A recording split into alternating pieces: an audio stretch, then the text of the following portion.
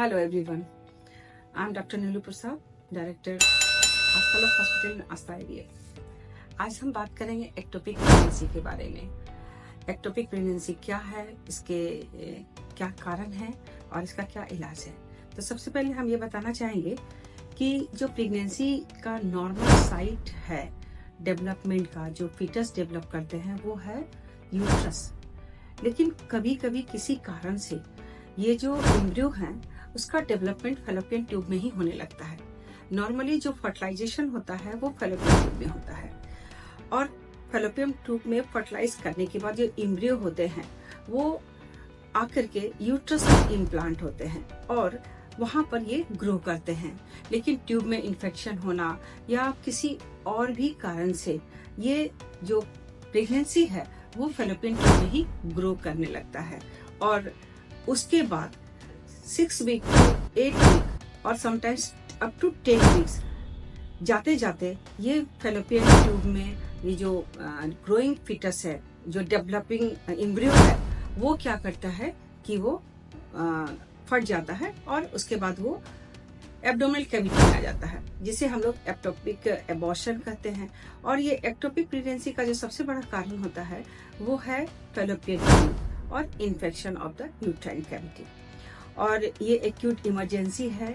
अगर diagnosis early weeks में हो जाता है आजकल अल्ट्रासाउंड में, इसलिए हम लोग जब प्रेगनेंसी पॉजिटिव होता है तो हम लोग definitely around about 6 to 7 weeks में हम लोग एक अल्ट्रासाउंड के द्वारा ये पता करते हैं कि जो real site of the developing जो एम्ब्रियो है वो यूट्रस में है या कहीं और है। और अगर वो कहीं और रहता है तो हमें एट दैट टाइम हमें मेडिकली और सर्जिकली हम लोग क्या करते हैं कि उस प्रेगनेंसी को टर्मिनेट करते हैं। मेडिकल टर्मिनेशन के लिए हमारे पास मेडिसिन है जो डेवलपिंग जो एम्ब्रियो है उसको वो डिस्ट्रॉय करते हैं एंड देन धीरे धीरे वो यूट्राइन कैविटी से वो बाहर आ जाता है। या फिर मोस्टली जिसका ट्रीटमेंट है वो है हमारा लेप्रोस्कोपी। और लेप्रोस्कोपी के तरह से हम या तो एक्टोपिक प्रेगनेंसी जो है वहां पर उसके प्रोडक्ट को लाइक एक मिल्किंग करते हुए निकालते हैं। और अगर ट्यूब रप्चर हो जाता है तो हमें ट्यूब को लॉस भी करना पड़ता है, हमें सल्फिंजेक्टोमी करना पड़ता है। समटाइम अगर ओवरी भी इन्वॉल्व होता है तो सल्फिंगोओफ्रेक्टोमी हमें करना पड़ता है। तो ये है एक्टोपिक प्रेगनेंसी का इलाज। और सबसे इम्पोर्टेंट चीज है, अगर एक्टोपिक प्रेगनेंसी हमारा जितना जल्दी डिटेक्ट होता है हम उसका जितनी जल्दी हम उसका इलाज कराएंगे हमारा लाइफ सेविंग प्रोसीजर होगा। एक्टोपिक रप्चर होने के बाद प्रेगनेंसी जो डिस्ट्रॉय होता है, साथ ही साथ मेरा whole of the abdominal cavity that is filled with the blood.